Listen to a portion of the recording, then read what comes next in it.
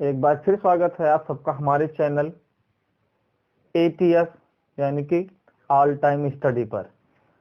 पिछले वीडियो में जो चर्चाएं हो थी उसके कुछ शेष भाग थे। उन शेष भागों में से कुछ भाग जो बचे थे उन पर आज हम चर्चा करेंगे, जिसमें सबसे पहला भाग है प्रतिबिंब। प्रतिबिंब क्या होता है? वस्तु के किसी बिंदु से चलने वाली प्रकाश की किरण परावर्तन अथवा अपवर्तन के पश्चात किसी दूसरे बिंदु पर मिलती हैं या फिर मिलती हुई प्रतीत होती हैं। इस दूसरे बिंदु को पहले बिंदु का प्रतिबिंब कहते हैं। इस दूसरे बिंदु को पहले बिंदु का प्रतिबिंब कहते हैं। फिर से सुनेंगे कि वस्तु के किसी बिंदु से चलने वाली प्रकाश की किरणें परावर्तन या अपवर्तन के पश्चात किसी दूसरे बिंदु पर मिलती हैं या फिर मिलती हुई प्रतीत होती हैं।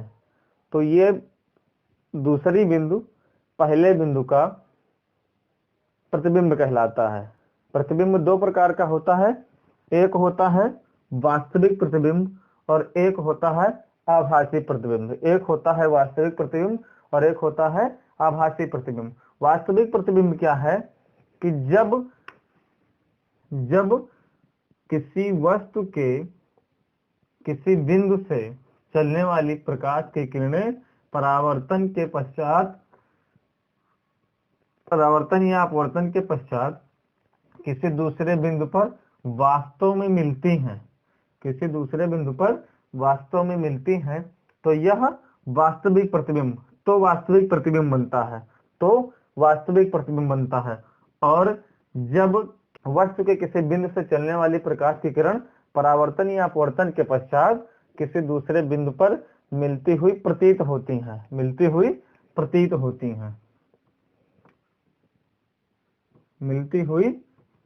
होती हैं, तो वहां पर आभासी प्रतिबिंब होता है।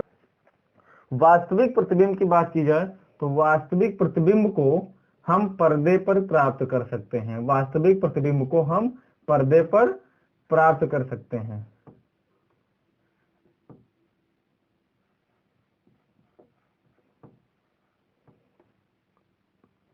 वास्तविक प्रतिबिंब को हम पर्दे पर प्राप्त कर सकते हैं।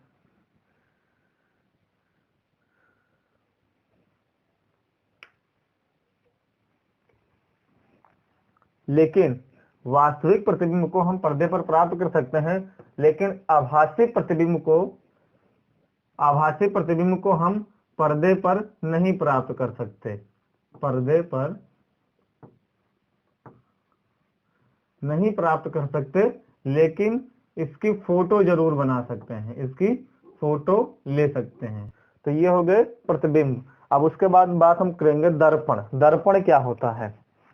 तो जब किसी चिकने और चमकदार भाग पर कलई करके अथवा लाल ऑक्साइड का लेप लगा करके उसके दूसरे भाग को परावर्तक पृष्ठ के रूप में बना दिया जाता है, तो वह निकाय दर्पण कहलाता है। ये दो प्रकार का होता है। पहला प्रकार इसका होता है समतल दर्पण और दूसरा प्रकार इसका होता है गोलीय दर्पण। समतल दर्पण क्या होता है कि जब किसी समतल निकाय का प्रयोग दर्पण बनाने में किया जाता है तो उसे समतल दर्पण कहा जाता है। तो ऐसे दर्पण जिनका परावर्तक भाग समतल होता है, ऐसे दर्पण जिनका परावर्तक भाग समतल होता है, समतल दर्पण कहलाते हैं।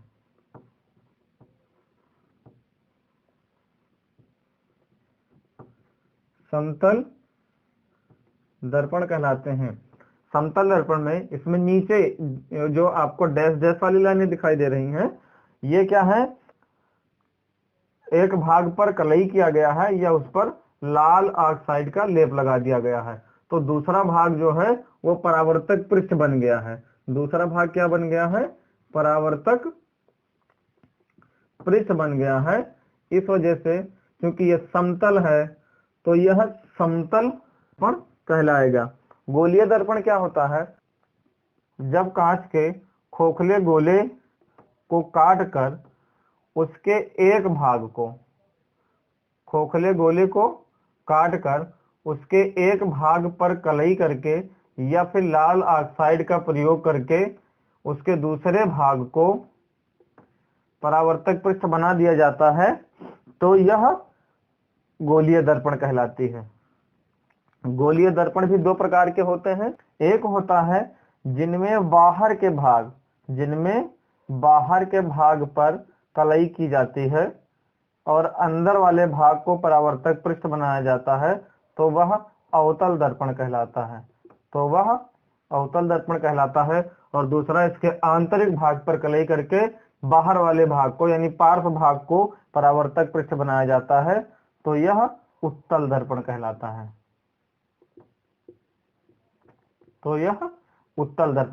है।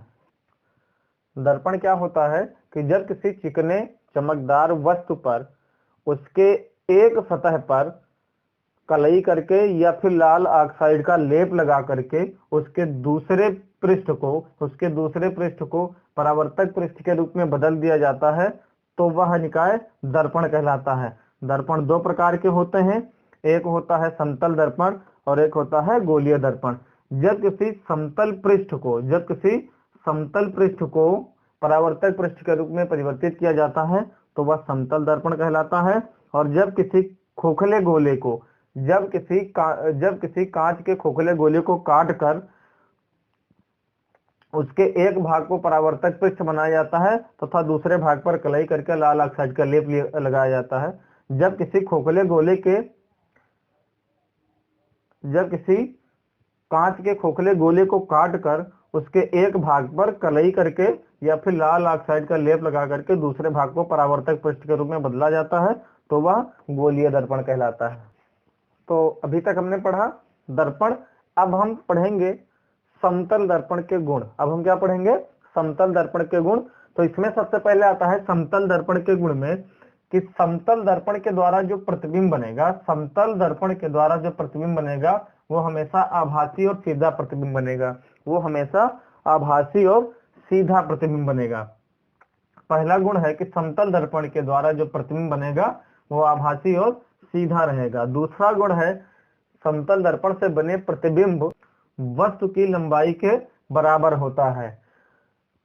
अगला बिंदु है इसका कि यदि किसी व्यक्ति को अपना संपूर्ण प्रतिबिंब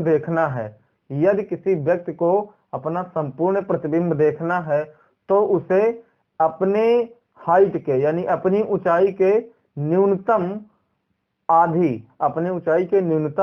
आधी ऊंचाई का करना पड़ेगा।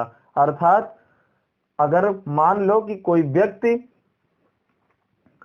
5 फीट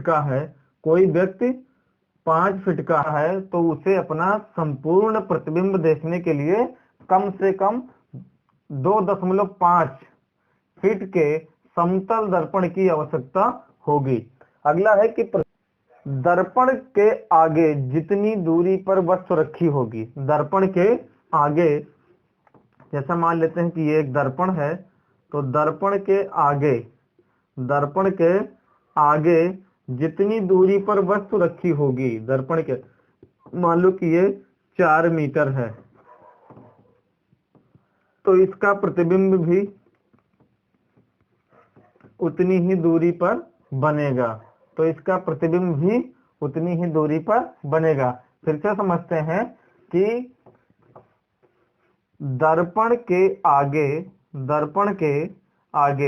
समतल दर्पण के आगे जितनी दूरी पर वस्तु रखी होगी, समतल दर्पण के आगे जितनी दूरी पर वस्तु रखी होगी, प्रतिबिंब भी दर्पण के पीछे उतनी ही दूरी पर बनेगा। अगला बिंदु है वस्तु। यहाँ पर मान लीजिए कि कोई वस्तु है, तो वस्तु को प्रतिबिंब तक मिलाने वाली सीधी रेखा समतल दर्पण पर लंब होती है। तो ये थे हमारे महत्वपूर्ण बिंदु।